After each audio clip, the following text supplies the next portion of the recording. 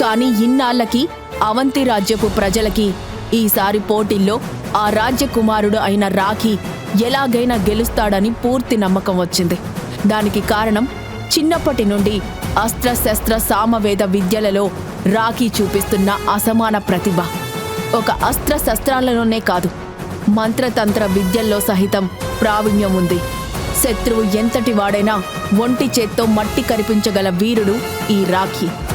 కాని ఏమైందో గాని ఈ మధ్యనే ఒక పోటీలో ఉండగా ఏదో ఒక పొగమంచు లాంటి మాయ ఆ ప్రాంతమంతా కమ్మి ఒక్కసారిగా రాఖీలోని శక్తులన్నీ కోల్పోయాడు.